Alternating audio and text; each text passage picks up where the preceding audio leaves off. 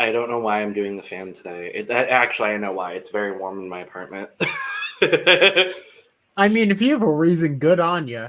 It's already back up to 80 degrees in Arizona, so Yeah, it was the first nice day out in a while. Yeah. I love global warming. It's doing so much good. Well, I mean, I'm going to the fucking desert this weekend, so I gotta get used to hot again. It's fine. But anywho, hello, and welcome to the Currently Unnamed Podcast, where we put the real and the tea in reality, and you can always come to us first to quench your thirst. I'm Logan Murphy. Say something gay. Today I am drinking some peach mango green tea, and I'm doing it in my cup mug. Oh, I don't have Lana's lights because she's not here, but panel full of cup mugs. I can't move mine around. It's very filled with liquid. Ooh. There's a lot of tea in my mug today, and I don't want to spill it. Spill the tea, sis. But not actually. Metaphorically, I will absolutely do that. But you could get your cup mug and all of our other merch at lanagcreations.etsy.com. Link is down in the description below, and we do ship internationally and domestically within the US, so there are no excuses. And today, Australian Survivor fans, we're looking at you. So, go get a cup mug. Thanks. And my name is Jack. I'm the resident game designer of the panel, and I would also first forget to bring my torch up and then walk just the wrong way about 3 times at a tribal and then fall off the cliff. Just casual things. Random, casual, lovely, wonderful things. Oh boy, we're back. It is week 4 of Australian Survivor. It is the last week of the pre-merge, as per tradition, as per the format of this franchise of Survivor. Yay! 14-person merge? Correct. I don't remember the last time they did a 14-person merge, though. I'm going to be honest with you. This does feel pretty big. I think we end up knowing why, because this week, well, let's just say, twist is a great word for rigging, because holy shit, it is. Yep. This is like American levels of wanting to protect people. Oh, and granted, this is just normal, but also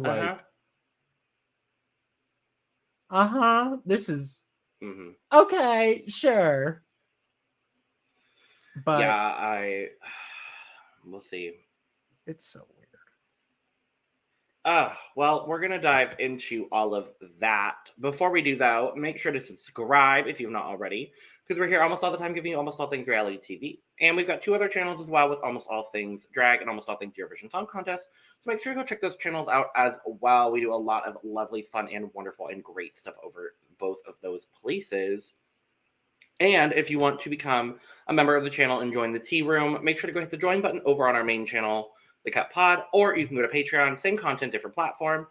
Those links will be down in the description below. We've got a lot of exclusive content coming over there very, very shortly. And so we come back, and Jack, you weren't here last week. No, I was. You were? I think I was. I don't. If I wasn't, I don't remember it. No, you were. You were here last week. That just goes to show how much content I consume, and also how much podcasting I do. I don't remember. Yeah. Well, you were here for the blind side. They didn't even know it was a blind side. The blind side, they didn't even know it was a blind side, but Eileen was very much saying, look, you're about to be blindsided. Figure this out and play the goddamn idol. But, It's fine. So we go into this episode. Yep. With Ferris being surprised that Garrick got voted out. I mean, literally, your second in command was telling you that he was being voted out.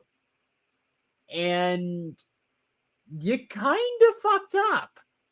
But, I mean, that just means that now Eileen and Ferris are on the chopping block if the Titans go back to tribal, and they would need a miracle in order to not directly get screwed because they only have one idol. It's very funny that you say miracle. Yeah, just no reason. It's just like they need a miracle, or just let the producers $1,000, like, you know, something to get there. But I mean, at this point, people are wary that he has an idol. Yeah, because Kirby it doesn't make sense. Yeah, Kirby's confused because she thought that Ferris had an idol, and if he had an idol, he would play it on what they assumed to be his number one ally, which is the case. He does have an idol, and his number one ally just went home. But, you know, he didn't listen to Eileen. Why? Who knows? I think the funnier part about this whole situation after they come back from Tribal is Kelly's like, well, who voted for me? I got to vote. Who voted for me? And Eileen's like, I did. Yeah, no, I mean, who else could it fucking be? Like, come on now. Let's use our brains. Do you think Kelly has a strategic bone in her body? No, but I would think that she has a logical bone somewhere in there. It may be like... Do you think she has a logical bone? I think so. Maybe it's like the one in her ear that's like super, super small. Uh-huh. But like, maybe she has it. Maybe she's not using it. But granted, what has Kelly done this entire game that's even beyond like a little bit of reason? As Valeria said at the end of episode 12, the most strategic thing Kelly has done in this game is go home. Yeah. Oh, that quote is so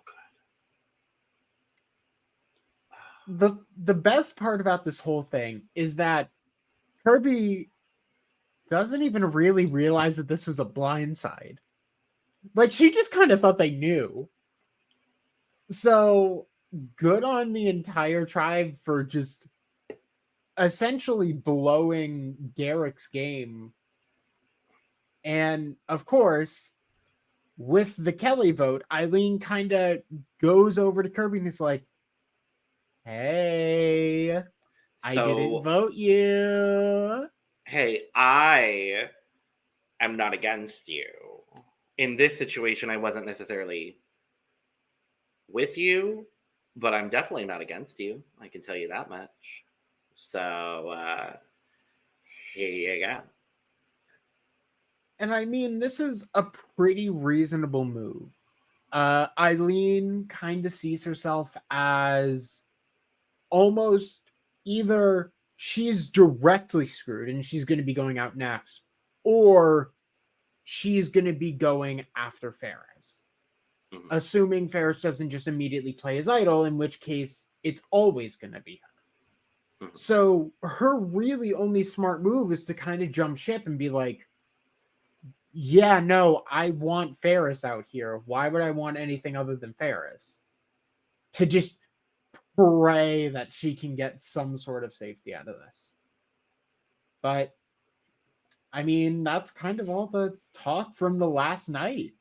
And then we go into the Rebels camp, where Rihanna doesn't know what's happening. Because has Rihanna known anything about the game since... this is no disrespect to Rihanna, but it feels like she's kind of just like, I don't know where the game is, since Kirby and her swapped onto different tribes. She's like, I don't know what's happening. I don't know what Alex is doing.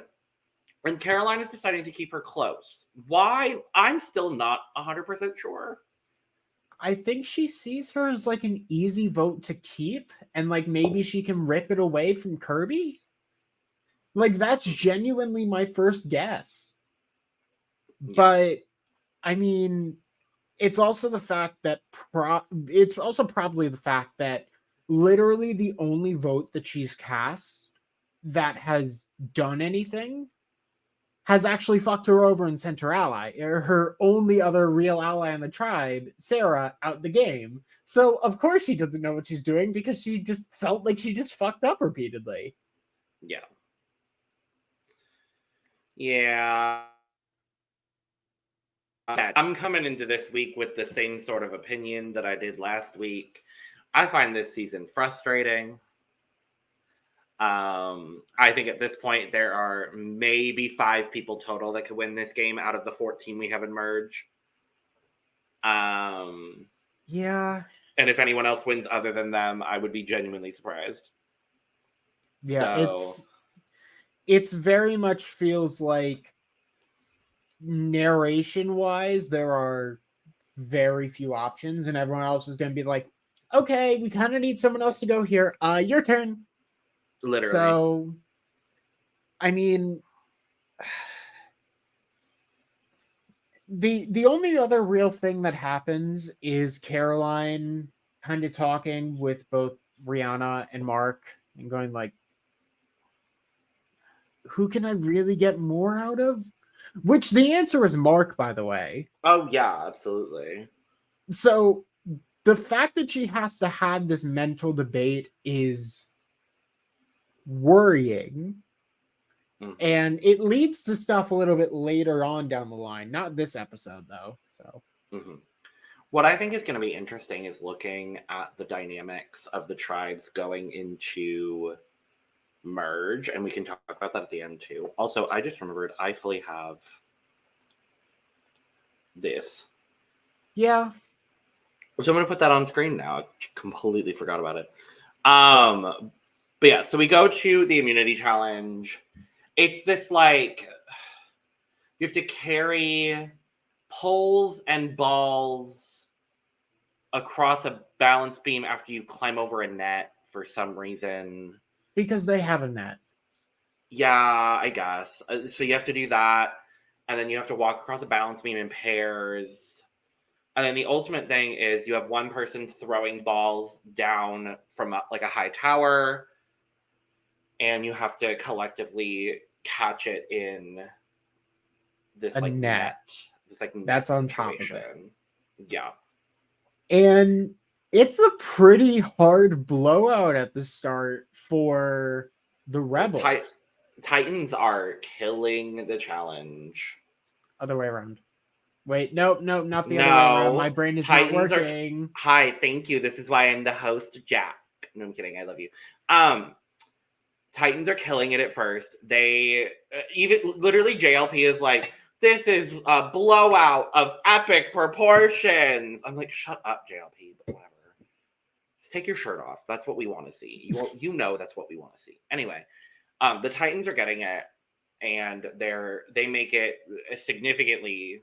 They have a significant lead going into the last part of the challenge. And as the Rebels keep messing up the balance beam, Eden is the one that's like, we need to watch what they're doing, so we make sure we know what to do when we get up there.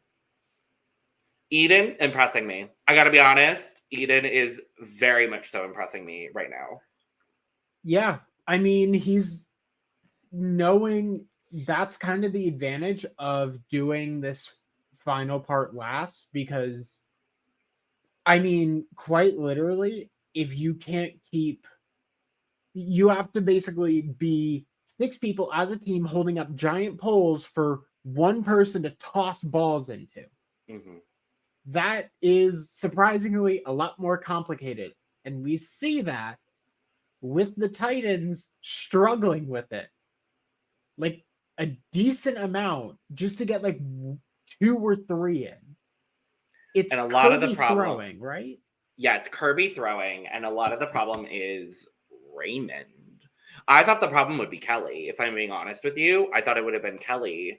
It ends up being Raymond that's the issue, and then by the time the Rebels finally get through the balance beam, which took a minute, they're able to just get the balls up to Jaden, and Jaden just lands every single one of them because they had been strategizing for like 10 minutes about how to do this. And then guess what? The Rebels win. Like, I do love challenges like this. It's one unbroken, like, 10 to 15 second shot of like, Jaden boom, just nailing boom, 6 balls boom, in a row. boom, boom. Not going home. And JLP is like, oh my god, okay, Rebels win. This is And gonna teach JLP not to say a goddamn thing. and I think Charles looks over and is like, oh, they just did it in one run. We're done. Oh my Kelly's god. like, we're done? Huh? What the fuck? Literally, I'm like, ha, ha. So yes, Rebels win. And I mean, good on them.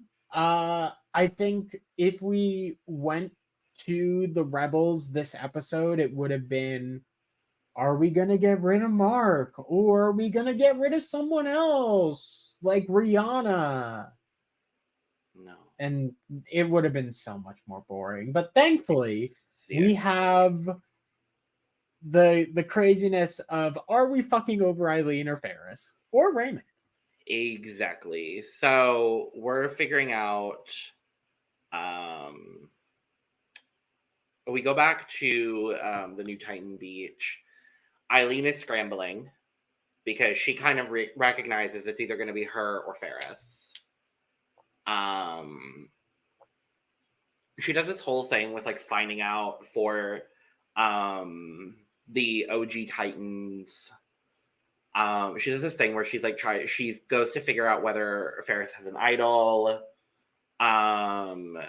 With this like hair situation, it's pretty smart for like the game purposes, honestly. And I don't blame her. No, and she realizes that he does have it. Kirby's sitting back on this one. She's like, as long as I can maintain control after this vote, I'm okay to let, Charles Winna and Valeria take care of this vote. It ends up being they propose a 3-3 split on Ferris and Eileen in case of an idol, and then in the revote, obviously they would vote out whoever doesn't play an idol. Winna asks Kelly if she knows how to spell Eileen. She doesn't. Which is just funny. It's so stupid. And then we literally just go to tribal and it's very clear, Eileen or Ferris is going home. So obviously production had to be like, so we're going to put a stop to that right now. And we enter tribal with 30 minutes left to go in the episode. When I was watching it, I was like, I literally had to just check and make sure that I hadn't accidentally skipped ahead, because we got here fast. Because there wasn't a reward challenge to do. It was just snap cuts. But I mean, we start tribal council and Eileen immediately throws away all the goodwill she just made. She's like, don't understand. She's like, all of the original rebels can just stick together. And Valeria's like, so what was the conversation we had earlier? All of this goodwill, all of this whatever. Okay, we cannot work with you. This is the situation at hand. We cannot work with you. And none of this ends up mattering because we get a twist where we find out they have done this before on Australian Survivor. I think the last time they did it though was during a merge episode. So yes, this was done before, but there were a couple of pretty different circumstances that made it feel a lot less painful. Because JLP is like, so yeah, none of you actually have your votes tonight yet. And that's for a reason. There are only 3 people voting tonight. And if you get one of the votes, you're safe. This is the most rigged bullshit I've ever seen in my goddamn life. Now, just to state the odds here. There is still only a 1 in 12 chance that 2 of Eileen, Ferris, and Raymond have both win this and both have a vote. So, I mean, Mhm. in that sense, it is mildly fair because this is like a last chance lifeline. More than likely, they think Ferris can win this, so he doesn't have to use Zeidel, and probably Eileen goes out the door. That's Yeah. that's the reasonable guess here. Um, having only 3 people vote, all 3 of those people be safe. Suddenly, Ferris no longer has to play his idol. Oh my Whoa. god. What? Wow. So he can just relax for an episode and then he'll have an extra shield and maybe then he'll make merch. God damn it. This is infuriating to someone who enjoys the game. But like, what the fuck else are you gonna do? And what do you think about this? I mean, I don't always love this. I mean, ultimately, the people that I wanted to stay safe were safe, so like it was fine, honestly. Um, but it's just like I'm so jaded by the rigging anymore on this show. Like it is what it is at this point.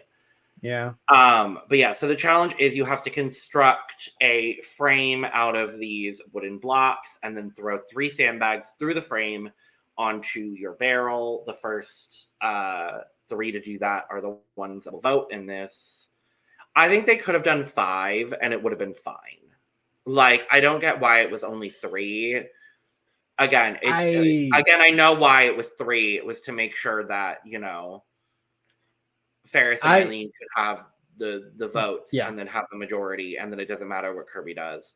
I get it. Like, I understand it. It's just, They wanted a chance for Eileen and Ferris to take control. Otherwise, if they have it be 5 people, more than likely Raymond just goes home here. Like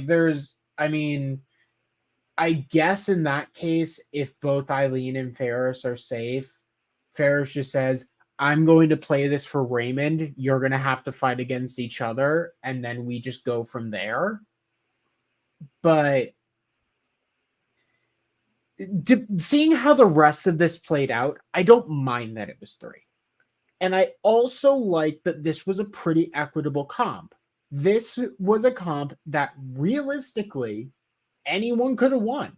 It wasn't a comp that relied on endurance for a certain body type. It wasn't something that relied heavily on being able to do a puzzle quickly. It was a dexterity challenge, which can sometimes be unequitable, but I mean, it was pretty nice, all things considered. Yeah. So the one thing I didn't like about this was that everything was so close together to where, like, if one person, like Kelly knocked over hers and then subsequently knocked over Kirby's. And it's like, I don't want there to be a domino effect in this situation. Like, I don't know. I know I sound so negative about this. It's just because I'm so jaded by these bullshit twists anymore. I'm just like, it's whatever. We're probably going to get more because we have to fill 12 more episodes of the jury. So there's going to be some sort of Redemple Temple twist or whatever. Probably. But an important note about the last time this kind of twist happened. Mm-hmm. The last time this kind of twist happened, I believe was either in the second Champions versus Contenders or Blood versus Water. I'm not 100% sure on which. I don't remember either, and I have watched both seasons. But the person who got eliminated due to this went to Redemption Rock and was given a second chance in the game. I'm going to say now that was not a given option here. And the person who went here went home. Oh, yeah. No. I'm not 100% happy about this because realistically, they were going to have some sort of non-elimination episode. Just have it be this, and then the next 3 people voted out have a shot to come back during the merge. That satisfies all the conditions. I mean, it's not great, but also you don't get someone who's screwed because they couldn't toss blocks through a frame. But we end up having Eileen literally get this within 15 seconds. She builds the frame once, she tosses all 3 through, and she's done. I loved it. I was like, yes, Eileen. And this starts some iconic Eileen challenge performances. Mm-hmm. Throughout. To prove that she could be a comp beast. She really ran the full gamut of like challenge performance in these 3 episodes, like genuinely. So Eileen gets it first. Ferris is able to get it second, or Kirby's able to get it second, and then Ferris gets it third. So obviously, you know, Eileen and Ferris control the vote. Kirby knows that. But we get an interesting note here, because there is a way for this still to go in everyone else's favor. Mm-hmm. All that has to happen is that Eileen and Ferris reasonably vote together, which I think is a pretty reasonable thing to think about here. And yeah, that was a given. Winna, who no one knows has an idol at this point, and probably has the only secret idol in the entire game. Yeah, I'm pretty sure he was the only one who no one knew. Goes, I have an idol. Well, to Charles Get and the Valeria. votes on me. To Charles and Valeria. And, I mean, reasonably so. Winna decides to try and get the votes on him. And does too damn much. Too damn much. He's like, you know, it was my fault that everything happened this way, and it was my doing, and I'm the one that did it. And JLP is like, okay, so are you asking to get voted out? And he goes, not particularly, but I'm just stating the facts of the situation. I'm like, baby. And if this worked, if he had been more subtle about it and had this worked, this would have been fierce. Unfortunately, Winna made it too obvious. He should have ever done this. I think what he should have done is threw Charles under the bus. Make it seem like he's self-preservating, throw Charles directly under the bus, and then save him with an idol. Oh yeah, tell Charles, I'm gonna throw you under the bus, but I'm gonna save you. Or honestly, he could have done that to Valeria as well. They were already looking at Charles for a potential vote here.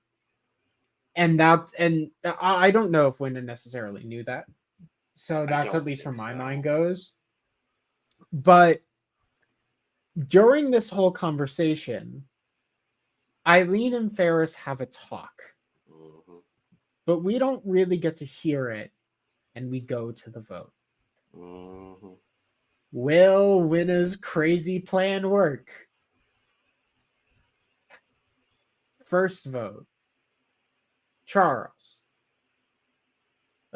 First, Winna plays his idol. For himself. First vote. Yeah, for himself. First vote, Winna. Second vote, Raymond. Third vote. No. Oh, wait, no. That is how this went. Never mind. Third vote is not for Winna, but it is for Charles. Eileen. They played it right. Splitting the vote. I don't want to correct this, but I have to. So, Eileen was interviewed about this exact thing, and Ferris came up with this plan. No. But Eileen planted the thought in Ferris's head to say that, meaning it is still Eileen's plan, and she gets the credit. Totally. But yeah, so they split the vote. The vote is on then Charles and Raymond. Obviously, in the revote, they ain't gonna vote out Raymond. And Charles, who I knew nothing about, went home. Yeah, this is why you probably knew nothing about Charles, because he was taken out at a random point because they needed to twist save Eileen. They needed to twist save Ferris, and Eileen and Raymond both directly profited from it. Funnily enough, we do have Charles versus Raymond again at the last possible moment, which I mean I always love. But yeah, no, Charles got absolutely screwed, and he gets his full final words, and every single person online is pissed about the twist but loves the outcome because holy shit, we get more Eileen. And Ferris as well. And Raymond. Yeah. Oh, God. Well, let's get rid of... Bye, Charles. You have a lovely big X on your face now. So we go back to camp. It's, nothing much has changed. That majority is still like, well, we got to vote out Eileen or Ferris. And this episode, again. This first episode, unfortunately, they could. Because I think they thought that, the Titans are going to lose again. And then they were like, shit. Well, this is Eileen's episode to prove herself. This is Eileen's episode, point blank in the period. She's on the bottom. She's the whole first part of the episode is her just like, everyone's like, so you're on the bottom, right? So like, you're on the chopping block to go home. And she's like, yeah, I know, obviously. Like, hello, duh. Literally, duh. And that's pretty much what we always really see going into the immunity challenge, which is a good old hang on to a random ramp for as long as you can. And in this challenge, Eileen beasts it the hell out. Like, she just outlasts everyone. And she literally goes 2v1 against, I think, both Caroline and Kitty. It was Rihanna and Kitty, I believe. Yeah, right. Yeah, it was Rihanna. It ended up being Rihanna and Kitty. Again, I was like, Kitty, Caroline, who are these women? I don't know. I can't tell them apart usually, unfortunately. Versus Kelly and Eileen. And I do want to highlight Kelly here because I actually thought Kelly did a really good job in this challenge. I was like, okay, work, Kelly. I mean, this is a challenge meant for someone who weighs less and has a like more upper body strength than the average like smaller person. And I'm not inherently saying woman because there are a lot, like, it's just smaller framed people in general. Like, I would not do well in this challenge. If my tribe had extra people, I would sit out like Ferris did. Like, this is not my challenge at all. So I'm like, this is not for me. I don't need to do this. It's fine. But Kelly does remarkably well. She drops, and then Kitty drops, and it's down to Rihanna versus Eileen. I thought Rihanna did a great job here too. And obviously Eileen deserves her praise, of course, but also I want to talk about Rihanna because I think Rihanna did a really, really good job here too. But Eileen ends up single-handedly winning it for the Titans. And production put in place a twist just to make sure that even if they didn't win, Eileen and Ferris wouldn't go home. How fun. And now it's just going to be a mess over at the Rebels. because this whole debacle is basically, is Caroline gonna turn on Mark? And at this point, I'm gonna be honest, I don't care about this storyline anymore. Yeah, we've had this storyline for what at this point? Like 4 or 5 episodes? It's like, so the middle-aged mafia are like, oh my god, Mark, you're so back. Oh my god, Mark, we love you again. It's totally fine. We're definitely not gonna remember that one thing you did when you tried to vote out Caroline, but like it's fine, but it's not really fine. But like we're gonna tell you it's fine, but it's really not fine. It's absolutely not fine, but like we're gonna tell you it's fine. But it's fine. They're gonna split votes on, you know, Alex and Rihanna as the only 2 original rebels left on the tribe.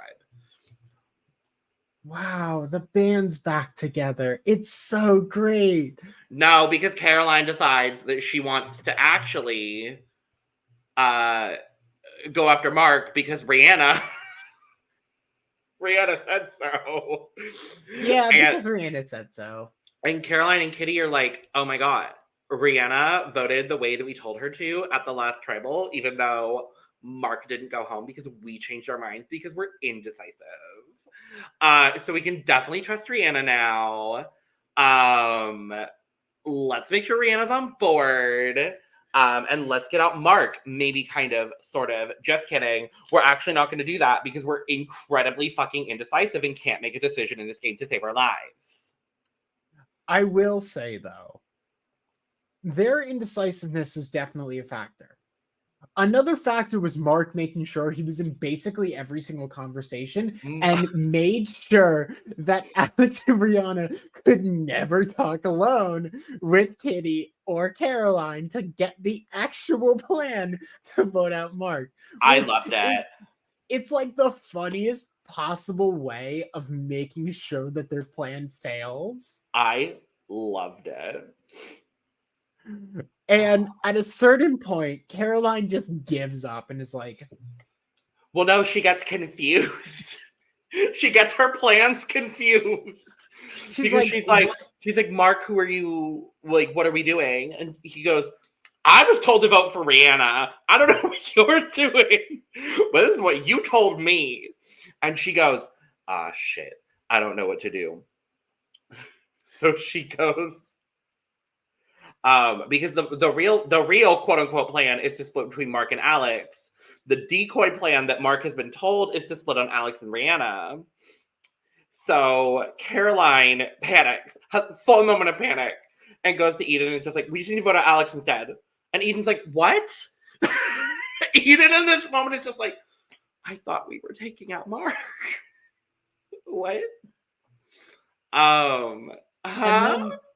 And then she fully gives up on that plan. Oh my god. Like, we're just going to vote Alex. I don't care anymore. Let's just use the middle-aged mafia. And the whole time, I love Jaden so much. No strategic bone with his body. None. This poor baby. Bad.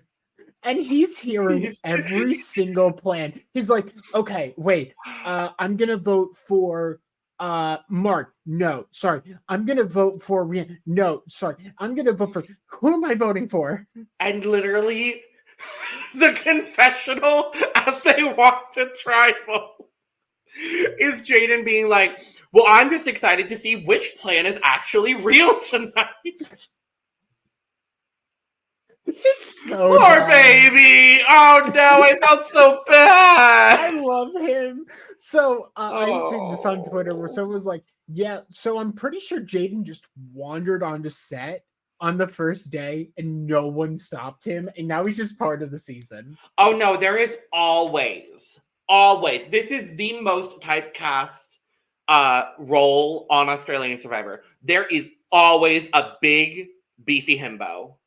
And I mean that in the most loving way possible, because Jaden is a very attractive man, and I'm very happy he's still in the game. Let me make that very clear. But there is always one of these guys that is just an absolute beast in physical challenges, cannot play a social game to play his life, or to save his life. Like, this is every season. And normally they get voted out earlier, honestly. So I am kind of surprised, spoiler, that Jaden makes merge. Yeah, I mean, this makes sense. I mean, we kind of already had the big himbo go home first, Nathan. Yes, I would say, I would say they maybe cast a couple of them. Yeah, I'm surprised they didn't split them up. Like, you would have thought that Nathan or Jaden would have been on the other side, but granted, who else? What rebel role would they have taken? But I mean, yeah, that's basically all we have before we go to tribal.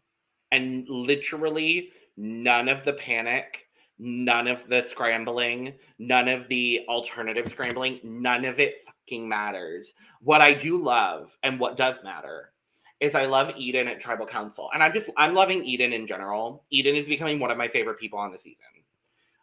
Because he's taking the role that I thought Raymond would be taking more, being, lanky white man comic relief. I thought it was going to be Raymond. It is not Raymond, and instead it's actually Eden, which I'm here for. Because he goes, well, I'm just glad that you're wearing short sleeves tonight, Jonathan. So that way there's nothing up your sleeve. And I love that JLP later is like, well, plot twist, bitch. My sleeves were rolled up, and there's room. At this point, JLP just can't have a shirt on. Which Please, I will no. also very Please, happily take. please take it off. If you haven't thirst followed JLP, please do it. It is very worthwhile. I can tell you that much. Yeah. Eden this week has started posting movie quotes. Well, no, movie titles in forms of images. Uh-huh. And thankfully, one of the images was JLP with the shirt off and he's fucking ripped. So, that's all we need. That is really all we need. It's very nice. I'm not gonna lie to y'all, it's very nice. But he's like, I have a little bit of room under my sleeve. Guess what? You're not voting someone out tonight because we intended this twist for the other tribe, but unfortunately for you, Eileen beasted the challenge today. So you all are stuck with this stupid twist where everyone who gets a vote in the urn has to then draw rocks to see who will get traded over to the other tribe. What kind of escape the night light? Honestly, bullshit? what kind of mini game bullshit is going on this season? Did one I'm of the surprised. LRGs do this twist and an Australian Survivor just stole it? That's a genuine question.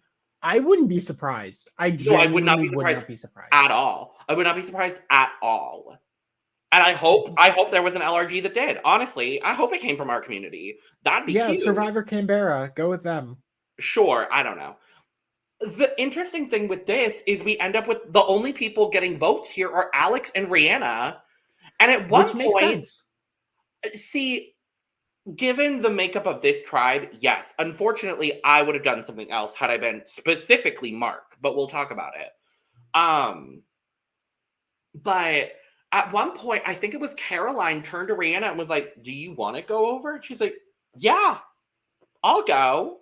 I'm like, what are we doing? And I get it because Rihanna would have been in a much better position on that other tribe. At this current moment, she would have been in a better spot on the other tribe. And we'll talk about why that doesn't end up mattering in a second. But So this was a question that I had when I was watching the episode. mhm. Could players vote for themselves here? I don't think so. I think you had to vote for someone else. The answer via the voting chart is no. Yeah. Because Alex did vote for Rihanna and Rihanna did vote for Alex. Yeah. So they did swap votes. I honestly would have considered this for being yeah, no, I want to make sure that I have that option. I'm going to throw my own name in. Oh, yeah. Now, see, But they wanted to draw rocks, so. Of course. If I'm Mark, I throw Caroline's name in. Get rid of her. You can easily deflect it onto whoever goes over to the other tribe. Yeah. And or if anyone both, else, really. And then there's a if, shot that she ends up going over to the other tribe, and you break up that part of the Middle Age Mafia. yeah. I mean, and in a worst case scenario, you can just blame Jaden. I mean, hypothetically, you could, yeah.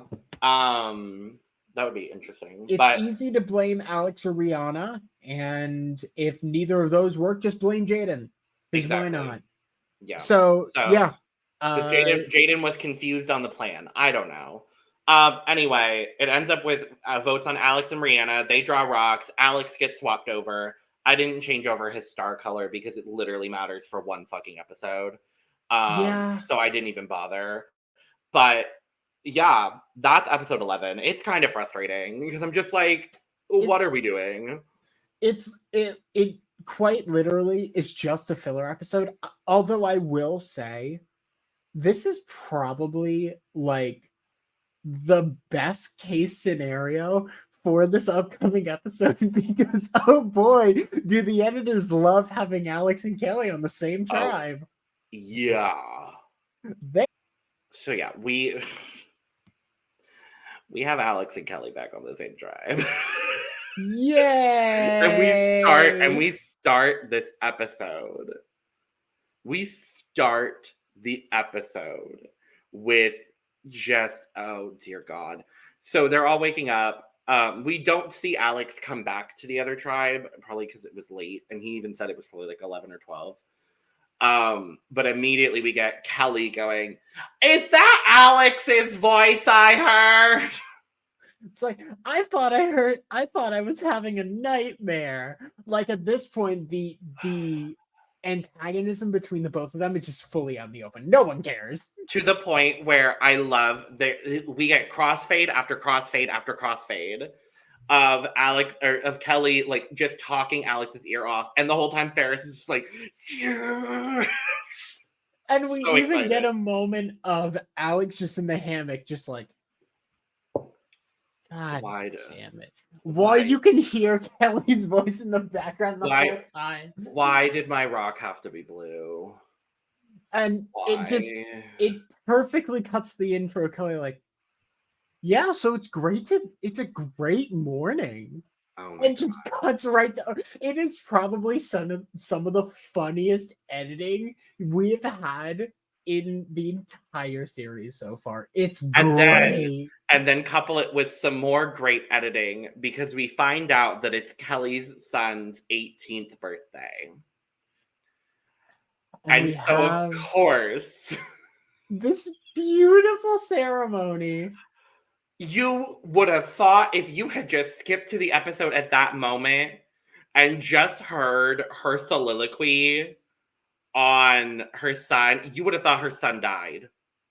Honestly, like, and I fully understand. I will never know what it feels like to be a mom. Nor will I probably know what it's like to have kids, honestly, if I'm just being honest. I don't see that in my future at this moment. So I don't know exactly what these emotions are like. But when I tell you, and her feelings are so valid in this moment. So valid. And I want to make sure we emphasize that her feelings are so valid. Because this is some of the funniest television I have watched in a long time. Because as Kelly is having her soliloquy, just sobbing on the beach, you see Alex kind of like not really paying attention. You see Ferris like head fully turned around to the other way. Like no one's really paying attention to her except for Valeria when they're singing happy birthday and Valeria just starts dancing out of nowhere. And I'm just like, yes, queen! Yeah! I love her. And then directly after happy birthday, Kelly's like, oh yeah, and it's also my dog's first birthday as well. And it's just like, what? What the fuck is happening? And then they cast like lilies out into the fucking ocean. There's so much going on. He's a jolly good. It's so much. Like what is Oh my god. It is probably one of the scenes that will be clipped out of context Oh my for the god. rest of time. And this Oh my episode god. is Kelly's fully through. And Well, I they had honestly to think, give her a full episode before she went home. So, okay. you know, I mean, I think Alex coming back just inspired this insanity within her. There's no other way to call it. it's just It's and then Jack. And then because there's more. Kirby decides, maybe I need Ferris around for the merge. Huh? What the fuck did you mean? So Kirby decides, maybe I need some strong players around for the merge. Maybe I should just keep Ferris around. Eileen, she's fine. Let's vote out Raymond to weaken Ferris's numbers and make sure that he kind of just has to work with me. Okay, Curb, whatever, girl. Like, How much money were you paid by the producers to honestly, say completely that? on her own without being prompted by a producer, obviously. So she goes to Kelly, and she's talking to Kelly about voting out Raymond. And Hurricane Kelly comes out. Hurricane Kelly comes out because for some reason, and I don't remember seeing this that much, for some reason, she is defending Raymond as if he is her 18-year-old son that she just sobbed over. And I honestly think that's probably, that emotion is probably part of why we got this. I'm going to be honest. Oh, 100%. I mean, I was honestly expecting you know what? This isn't actually my son, but Raymond is. Like, I was fully like a Trader expecting it. UK sort of twist. Like, could you imagine? But no, Raymond would have had to be 18 to get on the show. Anyway, Could have just lied. my son is 18, but I have another son. It's Raymond. I wouldn't be surprised, honestly. I guess because of that one time that, or was it this episode that Raymond offered to go search for an idol for Kelly? It was this episode. It was. I think it's been a long time coming where Raymond and Kelly have been on the same tribe since the start of the game, and I mean, Kelly voted Raymond the first round, didn't she? I think I'm trying to remember. I can look. I have it up. Hold on. I mean, she voted Raymond when they were going to swap tribes. Well, that was just because, Yeah. But yeah, no, Kelly's never voted Raymond. Because it was her, Raymond, and Peta in the first vote. So maybe it was trauma bonding. I don't know. Regardless, Kelly is like, absolutely not. I will not even entertain the thought of voting out my baby Raymond. I will not do it. And then Kirby decides to bring him back up. So she brings in Winda, Valeria, and Scott. And Kelly's like, absolutely not. How dare you? And then also is like, I need to talk to Kirby individually. And so they talk. And I love in this moment that Kirby's just like, I have done this, and this for you. You should not be in this game right now. And the only reason you're still here and haven't been voted out yet is because of me. Because I've been deflecting your name like a tennis player at the fucking US Open. Or the Australian Open. That's more fitting. Like, I am the reason why you're still here, Kelly. You need to think about the game strategically. And Kelly's like, I am thinking strategically. And to be fair, in this moment, Kelly is thinking strategically for herself. Without even this is like the one time. Honestly, because Raymond is someone that I don't think would take out Kelly immediately, and someone that I actually think could work with Kelly in the long term. So yeah, she's 100% right. Like, unfortunately, it's coming out the way that it does. And so Kirby is just like, so what if Kirby goes to Scott and Ferris and is like, Which, never thought that would happen. But she's like, so what if we voted Kelly? and Ferris just kind of has this in the back of his mind for a good while. And it's like, what Huh? the fuck? We're going to revisit that later on. So we go to the reward that's not really a reward, but kind of a reward, but actually not really a reward because there's no challenge. It's a reward, but it's not a reward challenge. Twist. It's a reward. It's a reward choice. Yeah. When JLP said we're gonna have a little twist, I was like, God damn it. We have had 2 episodes in a row now that have had bullshit twists. Why are we having a third? And I really, really like this. Because I actually do kind of like this twist. I'm going to be honest with you. This is genuinely a good thing to have. In the words of Hannah Chata, this is a good twist. So we find out that every individual person on both tribes has the option of either going to a party, basically, with refreshments, is the way that JLP stated this originally. Refreshments.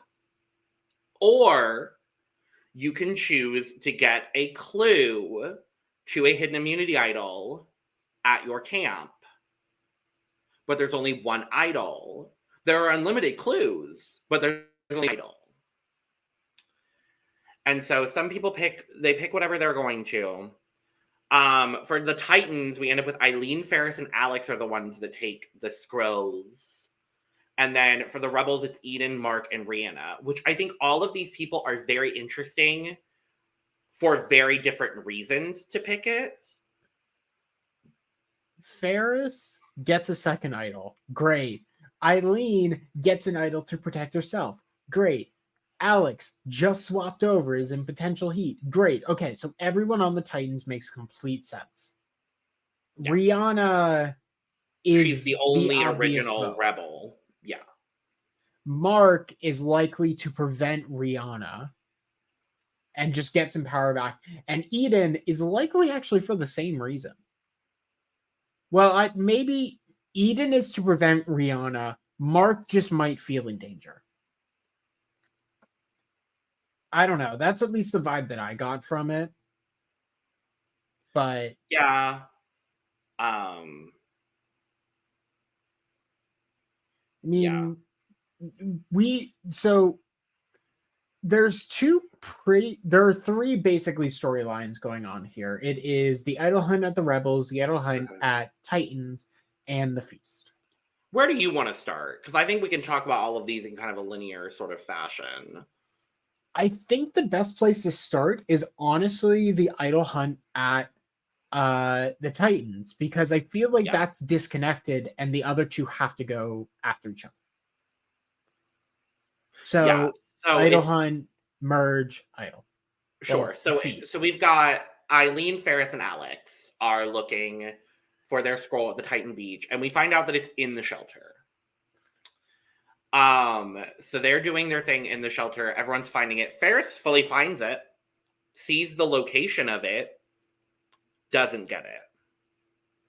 And this doesn't need that extra heat. No, because this is a very public idol.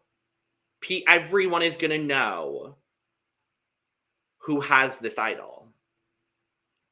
And it's an interesting juxtaposition to look at this as compared to the Rebel one, which we'll talk about here shortly. So Ferris sees it and wants Alex to get it. So that way he can put some heat on Alex instead of putting heat on himself. Such a smart move. Honestly, what I thought Ferris was going to do, because both of the other 2 were convinced they were looking in the wrong place, have them go search somewhere else,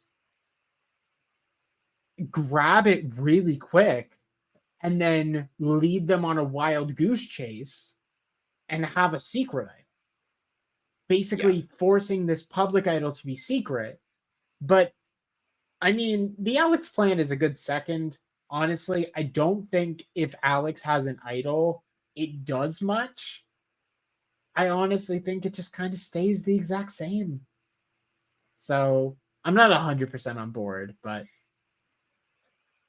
And then we have like a 3-minute sequence of Alex failing to find the fucking idol. Oh my god. He's like, is there a typo in the clue? I'm like, oh baby. Of course there's not a typo in the clue. And Ferris is like, look, I don't know. Maybe we should search up higher. I don't know. Maybe we should like search the roof. I don't know. Maybe we should like shake the roof. And finally, like after a third fucking like clue from Ferris, Alex gets the idol. And they're all like, oh my god. It's so bad. Oh my god. It's just Alex, honey. Oh boy. It's bad. It's so bad. So Alex has the idol now. Great. That's now going to be public information very, very soon. So we go to the feast, which is a feast. They walk up and I'm like, oh, there's some fruit. How lovely. Oh no, there's a full roasted chicken. There's steak. There's a very delicious looking salad. I was like, come on, salad. Yes. So they're doing all their stuff. There's a couple different storylines that go down here. The main one is Valeria, mostly Valeria, and then Kirby is kind of aiding the conversation, asking about what happened with the Viola vote. To which Mark isn't obviously there because Mark is looking for the idol. Caroline is like, yeah, I mean, it just like we couldn't trust her. Like I don't know. Like, I just don't know. We weren't able to trust her. We thought she was coming after us. And then Kitty goes, yeah, so we didn't trust her. She was working very closely with Mark. And then Mark has also tried and failed to target Caroline as retribution. And Valeria believes absolutely zero of this. Which, to be fair, I don't blame her. I mean, I don't blame her, but also that is the truth. Oh, it's 100% the truth. It feels like something that is made up, and it feels like the easy story because, surprise, it is the actual story. Yeah. Which Valeria then just goes, oh, I want them dead. Great. I love that for her. I'm here for it. V for Valeria, I guess. V for Valeria, truly, honestly, and genuinely. But then we have the other story that goes on where Kelly loves to talk. That's just a story. And Kelly just, starts talking, and she talks to Kitty specifically and is like, hey, yeah, Kirby is basically in control over here, and she's doing the most. And like, she's trying to get me to vote for Raymond, even though I don't really want to. And of course, Kirby's within earshot. Kirby is right fucking next to her. Kirby is right fucking next to her.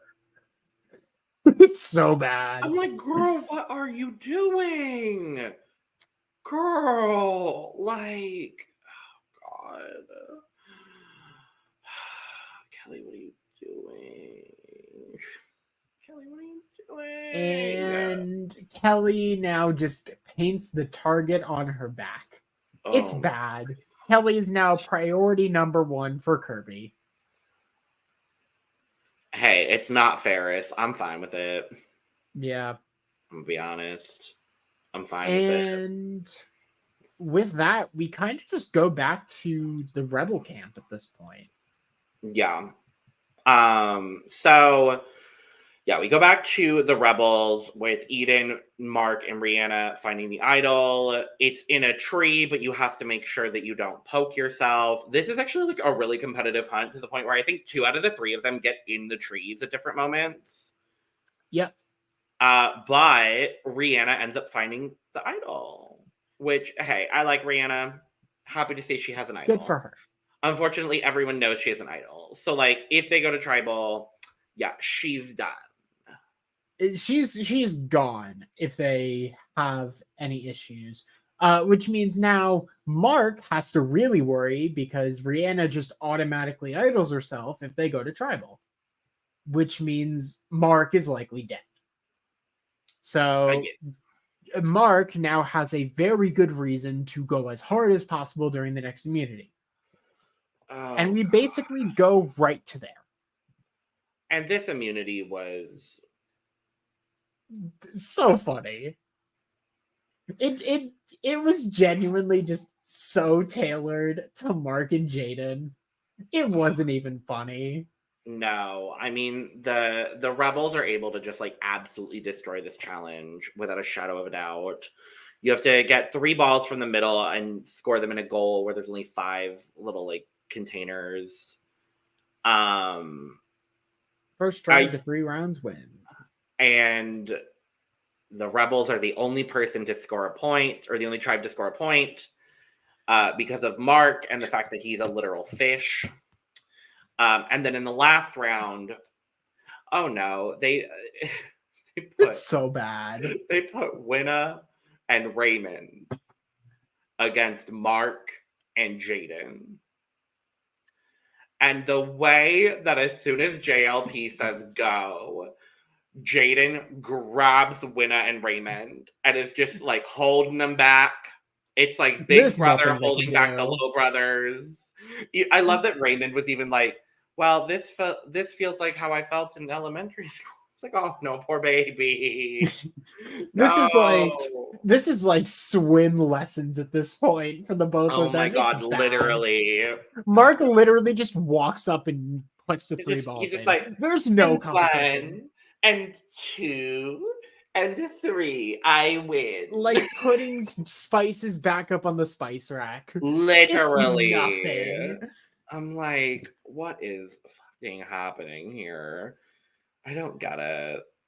So yay, the Rebels are completely safe, and realistically that means all of them make jury, which means we have, oh my god, we have 9 people going to tribal again. Yay! Is it 9? It is 9. 2 from 2 original Titans and 7 original Rebels. Which, I mean, if they were going off tribal lines, this would be easy. It would suck, but it would be easy. Yeah. So but Kirby, of course not. Kirby is fed up with Kelly. She's like, yeah, no, I'm gonna vote out. I'm voting out Kelly. Tells Ferris. Both sides of this OG Rebel Alliance is on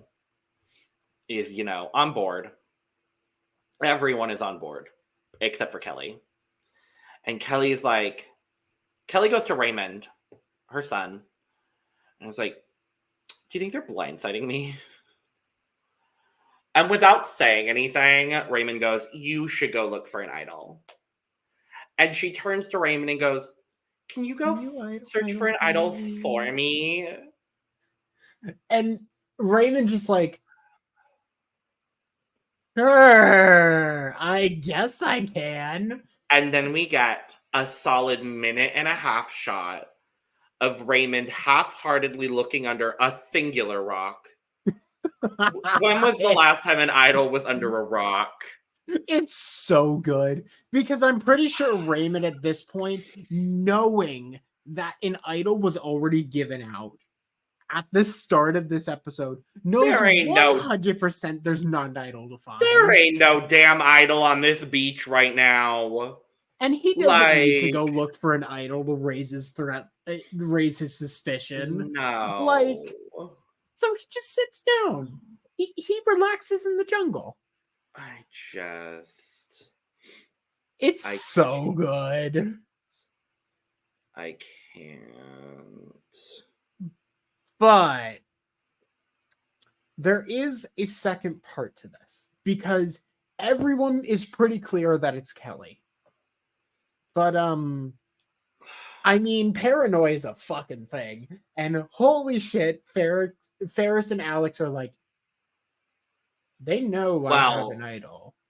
Well, before that paranoia is spurred by the fact that Kirby decides she wants to attempt to flush both Alex and Ferris's potential idols.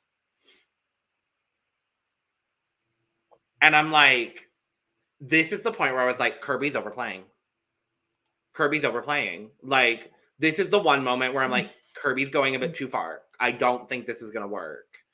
And so Winna decides to be like, well, you know how,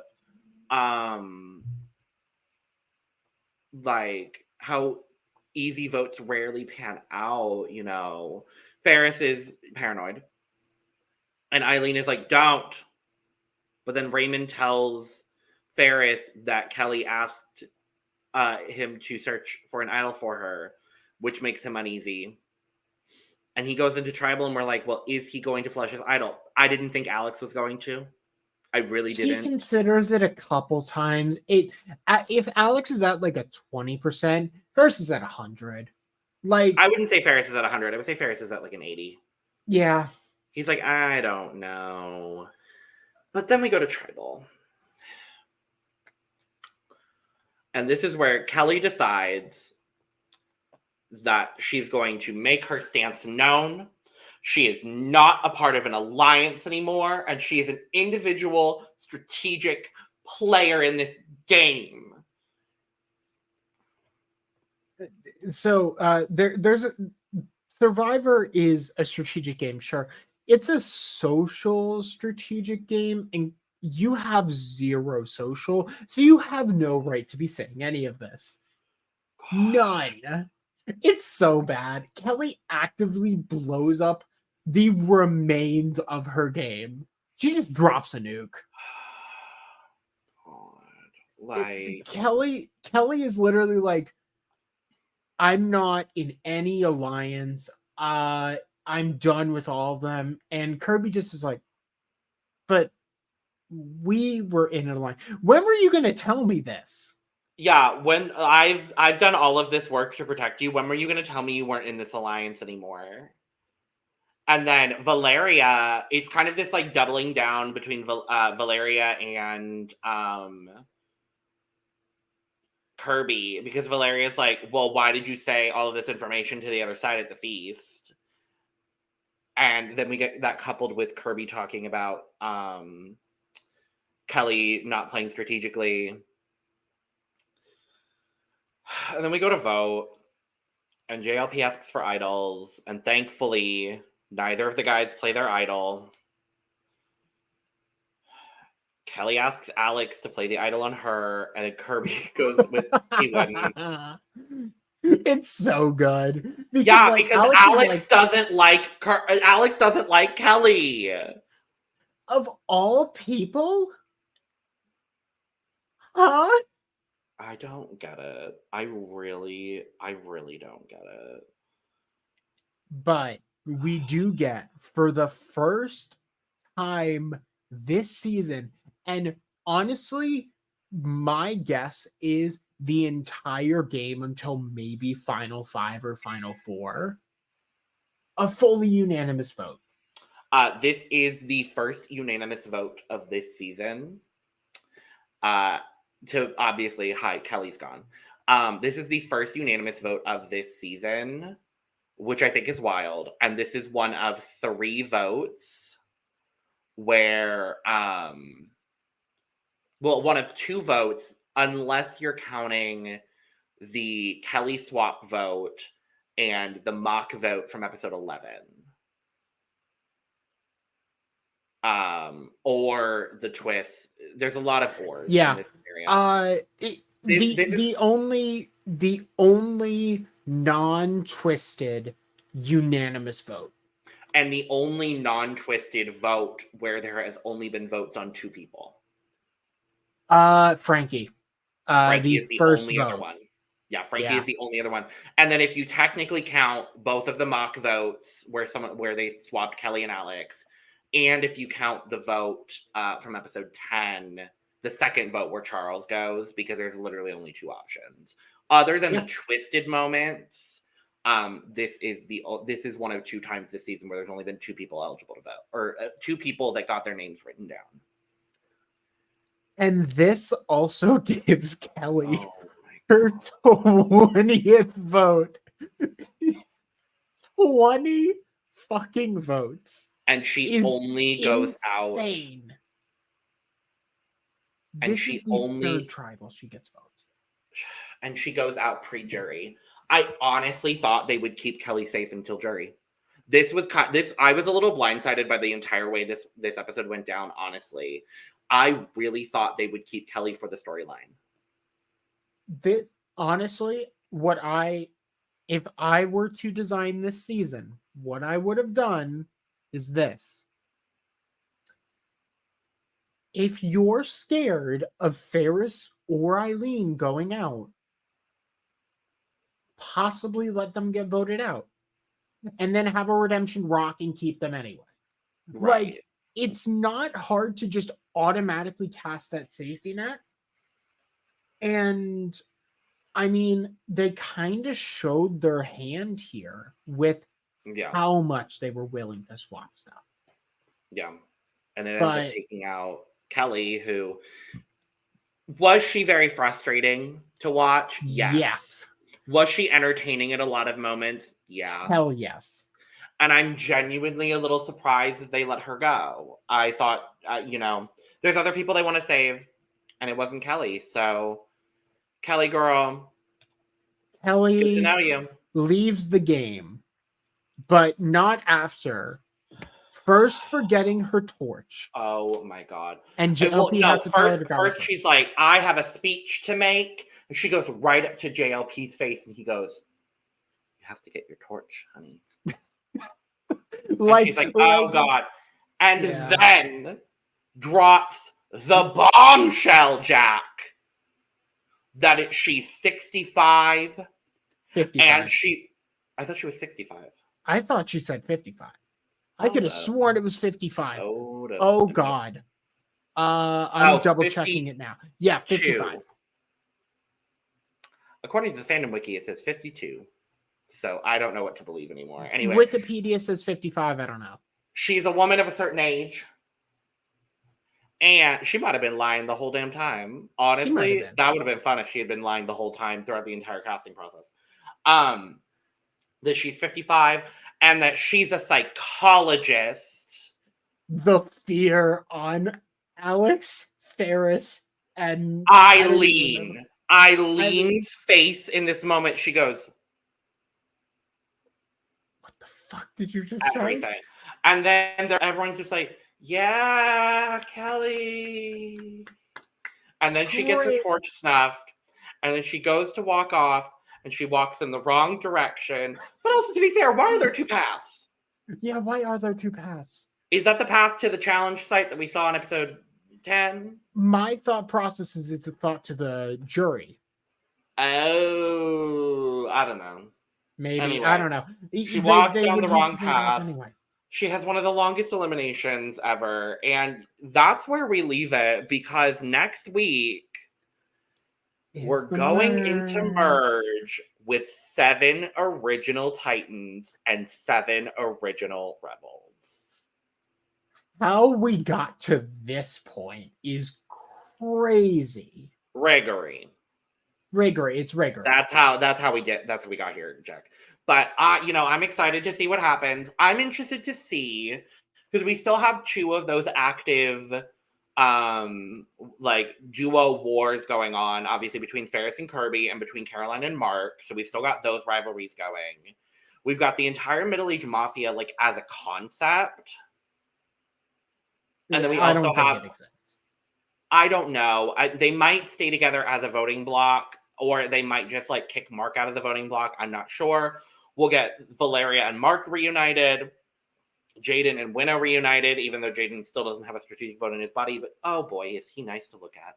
Ferris and Eileen getting reunited with no one because it's the two of them plus Raymond and Alex against Rihanna, Kirby, and Scott, who might end up siding on the side of the middle-aged mafia, which I think would be an interesting. It's a lot of voting blocks and a lot of individual voters. I don't know how this merge vote is going to turn out, but I'm excited to find out. This is going to be a merge that is very flexible. I mean, I had seen online that maybe Kirby jumps with the middle-aged mafia because they have a shared target in Ferris. That wouldn't surprise me. There's a lot of different options here that I can see all breaking down. We also have 3 idols with Ferris, Alex, and Rihanna. All known. There's probably going to be an idol on the merge beach or at the merge feast or something along those lines. Yeah. If they have a merge feast. I think it's going to be along the lines of you compete in an individual reward and you get to like pick randomly or not randomly your reward. I don't know. I think that's typically how they do it. So it might be something like that. I don't know. Regardless, I'm excited to see. So yeah. Thank you for joining us for this last week of pre-merge. Let us know in the comments down below. Who are you rooting for going into merge? Were you sad to see Charles or Kelly go? Who are you rooting for? Who are you not rooting for? Let us know. Make sure to subscribe if you've not already, because we're here almost all the time giving you almost all things reality TV. We've got Traitors and Australian Survivor happening right now, which is very, very exciting. We've also got Survivor 46 and Amazing Race 36 and Deal or No Deal Island all on the horizon. So there's going to be a lot more content. I forgot about Deal or No Deal Island, baby. We're covering it. I'm interested. Oh I'm interested. I'm interested as well. It seems like a fucking train wreck. It's good. I'm so excited to see. So we've got a lot more content coming over here. We've also got 2 other channels, Almost All Things Drag and Almost All Things Eurovision Song Contest. Both of those are heating up as well, so make sure to go check out both of those channels as well. You can follow our socials as well at The Cut Pod on Twitter, Instagram, and TikTok. All those links are down in the description below. Also, down below is our membership links. If you want to join the Tea Room, become a member of the channel, go hit up our main channel or go to Patreon. Same content, different platform. Down below is also mine and Jack's social media. Go follow Jack on Twitch. And you could also go get your merch, including a Not Limited to Cup mug, down below as well. And with all that being said, cheers. Cheers. Ooh, that outro just keeps getting longer and longer. And I'm like, yeah. Logan, just when you're exiting today, make sure to make a right, then a left. Oh, no. I made a left. Oh, no. God. You got to do this again, Logan. I know. I'm sorry.